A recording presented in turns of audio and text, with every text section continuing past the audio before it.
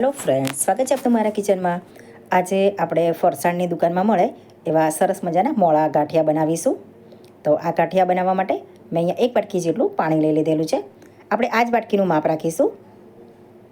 1 વાટકી પાણી લીધેલું છે. તેની અંદર હું ફક્ત 2 ચમચી જેટલું તેલ, આપણે જે ઘરમાં કોઈ પણ તેલ ખાતા હોઈએ તેલ લઈ લેવાનું.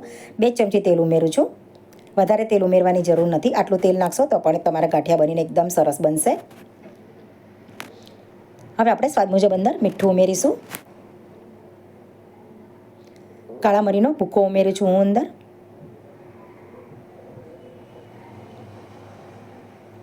ચપટી જેટલો મેં અહીંયા પાપડ ખાર ઉમેરેલો છે. તમારી પાસે જો પાપડ ખાર ન હોય તો તમે સોડા પણ ઉમેરી શકો છો, પણ પાપડ ખારથી એનું રિઝલ્ટ એકદમ સરસ આવશે, એટલે એકદમ ઓછા બનીને તૈયાર થશે.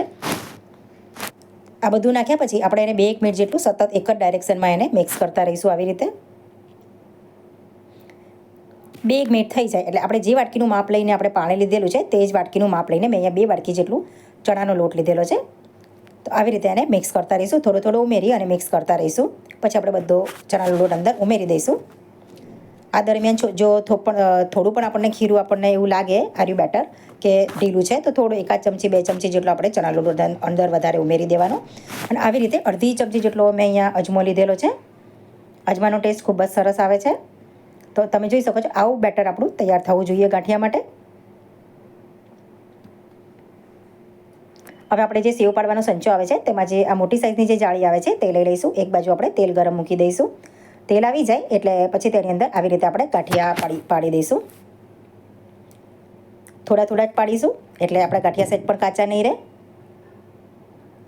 એક બાજુ એને પહેલાં થવા દઈશું. લગભગ 1-8 મિનિટ થઈ જાય ત્યાં સુધી એને એક સાઈડ થવા દઈશું. પછી આપણે એની સાઈડ ચેન્જ કરીશું.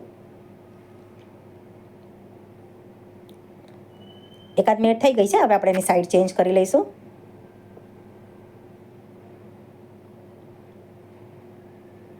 ઘરે જ ખૂબ જ ઓછી મહેનતમાં અને ઘરની જ બધી સામગ્રીઓમાંથી આ ગાંઠિયા બનીને તૈયાર થાય છે.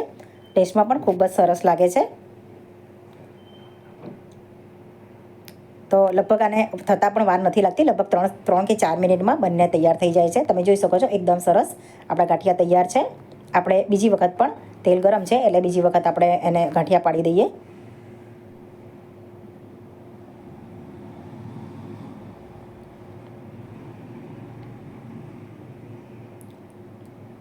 તો ખૂબ જ ઓછા 2 વાટકી જેટલા લોટમાં મારે અહીંયા એક આ ડીશ ભરીને ગાંઠિયા તૈયાર થઈ ગયેલા છે.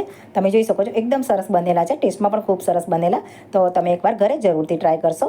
તમને જો મારી રેસીપી પસંદ આવી હોય તો મારી ચેનલને લાઇક, શેર અને સબસ્ક્રાઈબ કરશો. Thanks for watching.